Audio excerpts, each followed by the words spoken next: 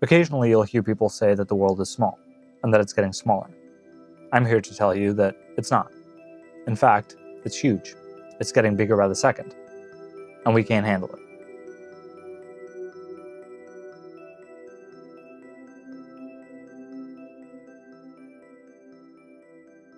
It's perhaps the best and worst age to be intellectually curious. We have more information accessible to us than any single human could ever even fathom, and most of it we can just get with a few clicks. One of the more obvious downsides is that I might start my evening watching a documentary about the Mongolian Empire, and then find myself wondering why I'm watching a video about how dishwashers work at 3 in the morning. The world may not have increased in size materially speaking, but the complexity of the objects within it definitely has. Simultaneously, knowledge about the world has increased as well. In this sense, we might say that the world has grown epistemically. Now, epistemic is going to be a keyword that I'll be using here. It's just a fancy way of saying relating to knowledge. So when I say the world has grown epistemically, what I mean is that the world has grown not really in terms of size, but in terms of knowledge. But on top of the fact that the world has grown epistemically, most of that knowledge is obtainable at a scale never seen before. So not only do we know more about the world than we ever have, but a huge part of that knowledge is readily available to whoever wants to seek it. This, overall, is a very positive thing, but it's made each one of us very small. The sheer amount, but also the unprecedented availability of knowledge breeds a deep dissatisfaction with what one knows. There's always this hope that, well, once I understand this, or once I learn that, then what? You'll have it all figured out? Well, guess what? That never happens. The world has truly become epistemically unassailable for any single individual, overwhelmingly so. The real reason why I'm producing this is because I can't shake my imposter syndrome, that feeling that I don't really know anything. It's not even regarding any particular subject, but regarding life itself. And I'd like to think that I'm not the only one. In fact, I don't think this is just a me problem. As the world becomes ever more incomprehensible, I think we're losing the capacity to extract meaning from it, and we're becoming apathetic.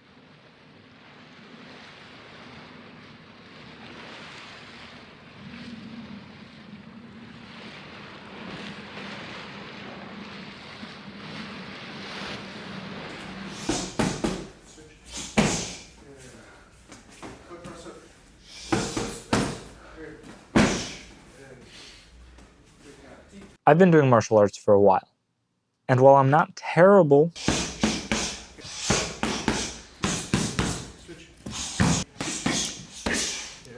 I'm not great by any stretch of the imagination.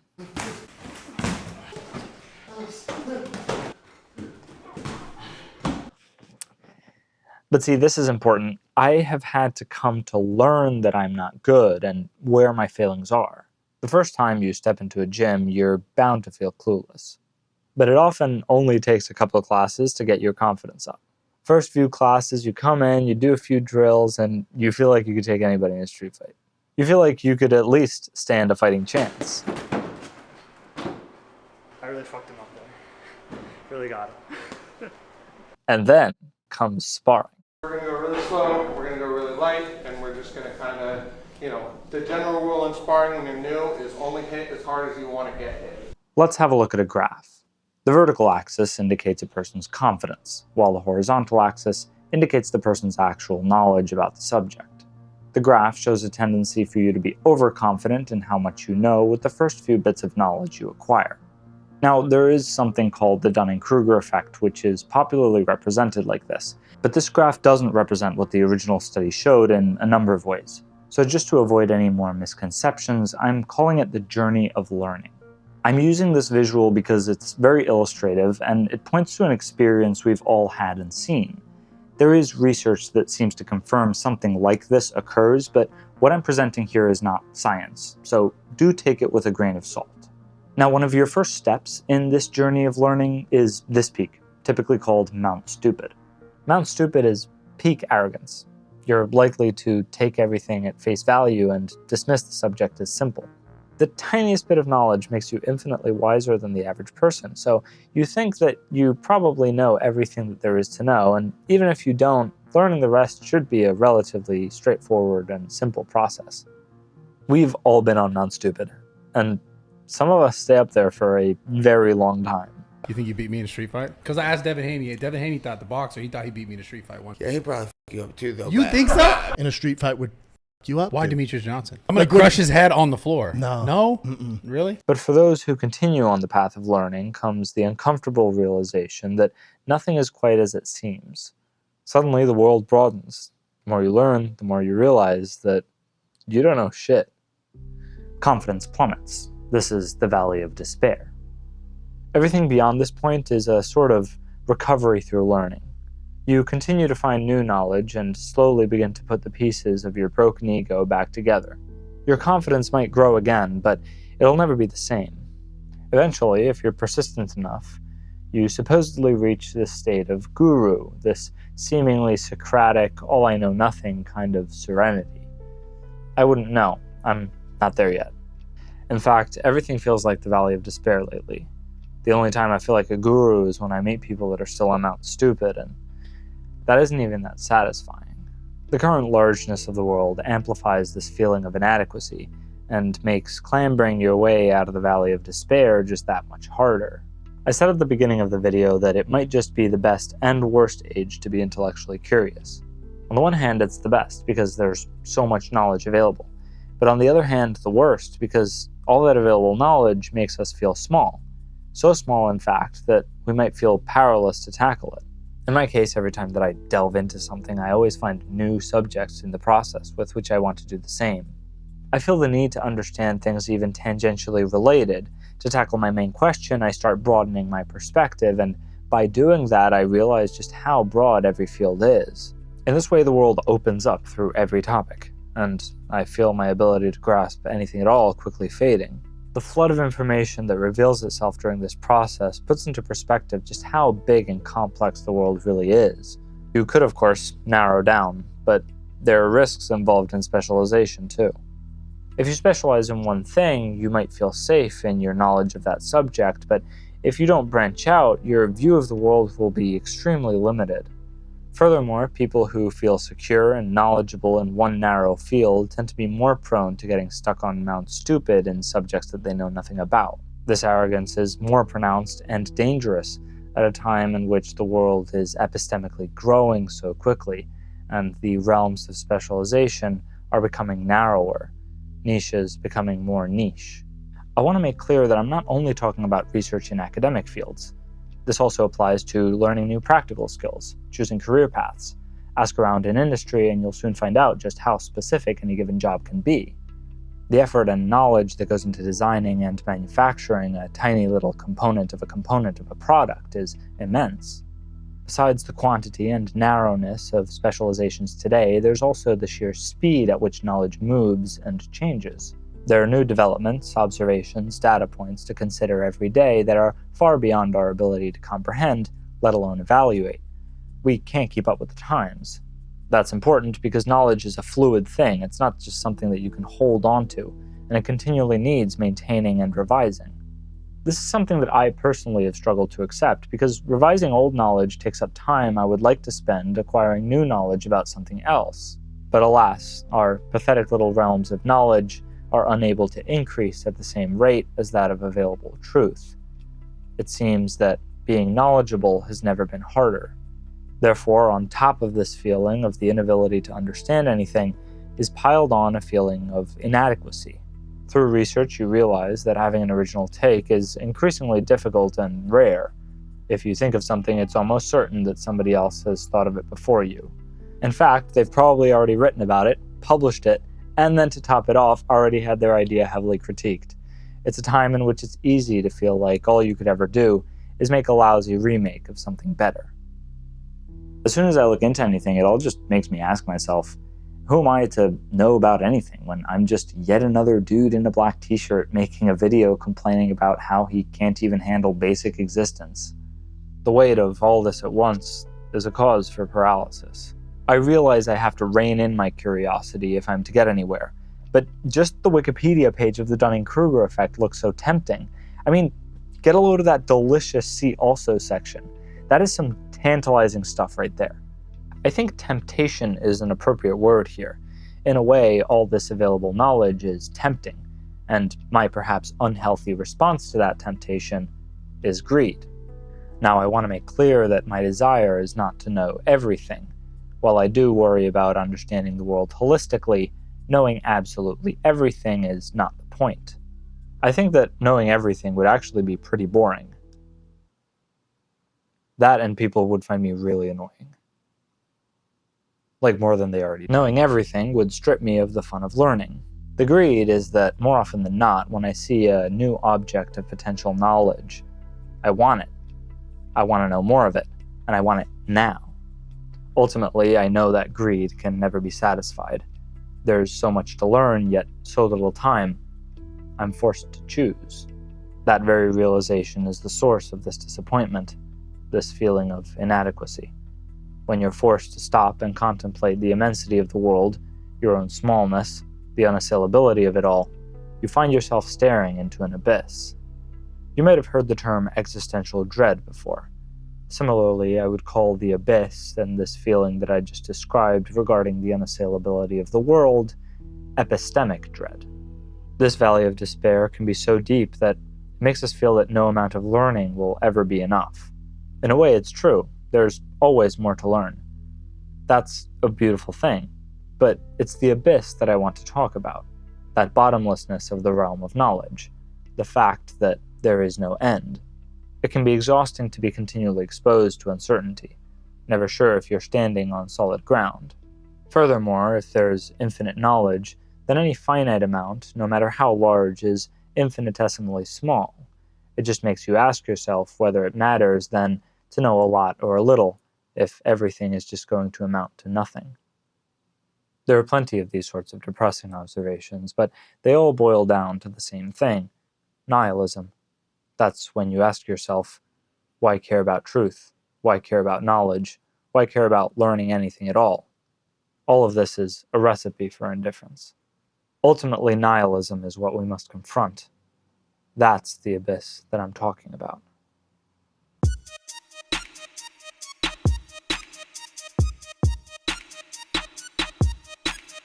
There are a lot of things that I like about martial arts and what they can teach. A combat sport with pressure testing shows you just how much you suck in the rawest way possible. It shoves you right down into the valley of despair quickly and violently. Even a light sparring match can be an excellent cure for arrogance. It doesn't matter how good you think you are. You can't fake it till you make it. You will get exposed. You will see your own vulnerability, your own imperfection. You will stare down into the abyss, and you will suffer your defeat alone. You can't blame anybody but yourself when you get hit. Learning to confront this abyss without running away is perhaps the greatest challenge. And it's an abyss that you have to confront, because you don't know everything, you can't know everything, and there will always be a bigger fish. You will continually be exposed to your own smallness. If your first instinct is to run away from a threat, then training in martial arts can help you fix that. But if you insist on running away from yourself, your own limitations and imperfections, you probably aren't built for martial arts or the world. Now, my intention here is not to bring up some point regarding the universe being some brutal and unforgiving place in which we're eternally condemned to fight. What I want to express is why it's so important to not run away from that abyss and ultimately confront epistemic dread. This abyss needs to be confronted if we're to finally enjoy the pursuit of knowledge once again, see it as beautiful, even if it can be greatly uncomfortable at times. Moreover, if you enjoy learning, then succumbing to this nihilism is not only lazy and self-destructive, but probably one of the more painful things that you could do to yourself. It's important to confront the abyss of epistemic dread, because if we don't, the easy conclusion is that learning is for nothing, maybe just a tool to get higher grades or a better job, and that would kind of suck, wouldn't it? What a sad fate for meaning. So what's the solution? Well, honestly, I don't know. That's sort of the point of this whole thing. I don't know. I'm not even sure if there is a solution, but nor if there is anything to really be solved either. Perhaps solution isn't really the right word here. After all, it's good for us to be confronted with our own smallness from time to time, to be humbled. But it's important to be able to face the question of nihilism, to continue appreciating knowledge even while staring into the abyss. Because, like everything else, knowing how to stare into the abyss takes learning as well.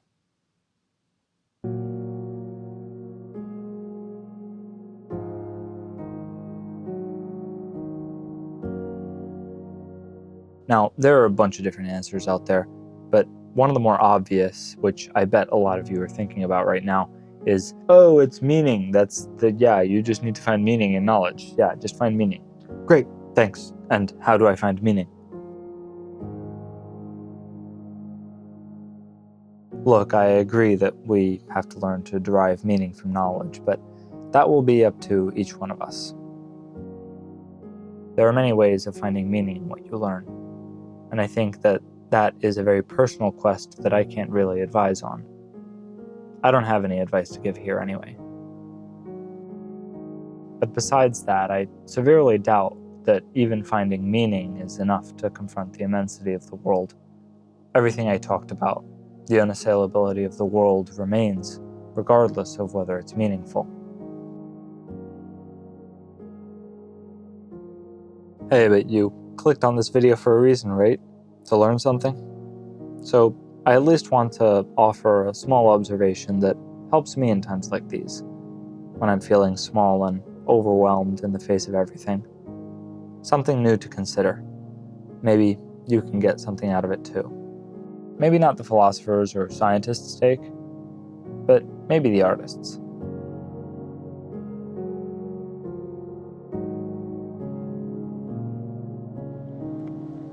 I like coming out here. I find nature calming. So do most people. And it's good to get away from all the noise. But after everything I've said, isn't it odd that people in this day and age find nature calming? Nature is, after all, one of the things that we least understand. One of the most complex and unassailable things out there. But we don't seem to be fazed by it. To the contrary, more often than not, it's a source of serenity. I'm sure there are a multitude of reasons for why we find nature calming and why we find peace in it, but I don't really want to go down that rabbit hole right now. Instead, I want to point out that nature and its complexity show us that the complexity that overwhelms us today is human complexity. It's the world that we humans have built for ourselves. This observation is not groundbreaking. I even pointed it out at the very beginning of the video. But it's easy to overlook that this overwhelming reality of ours is man-made. It seems we're a bit much, even for ourselves. Nature shows us that the unassailability of the world itself need not be the cause for angst. Perhaps we could use this observation regarding nature and our relationship to it to learn something about how we should approach life and learning in general, and that haunting question of nihilism in the pursuit of knowledge. Why should I care about learning things that aren't directly related to me? Why should I care about learning things that I know might be wrong? Why should I care about learning when I know there is always going to be more to learn? And why should I keep learning when I know that I don't have the time, body, or spirit to contribute anything or be the best? Maybe we could learn to treat knowledge a little bit more the way we treat things in nature when we go out on a walk. To see the immensity of the world and all the things within it a little bit more the way we would see a forest when we're out on a hike. Instead of seeing everything as something to be analyzed and dissected, maybe we could just take a step back. Imagine taking a walk in the woods or the mountains, like here, and stopping to look at every bug and every plant and writing down every detail of every specimen to understand how everything works. It sounds absurd, doesn't it? Especially for a single person. I don't deny that there is a time and place for science, but we must learn how to look at the world unscientifically too. Instead of obsessing purely over how the sea works, for example, its tides, its waves, its currents, its influence on weather, all the individual organisms that inhabit it, their interactions, their interdependence, their roles in the food chain, their individual anatomies, their life cycles, every crab, fish, anemone, strand of seaweed. Maybe we could also take the time to gaze at its beauty and bathe in it.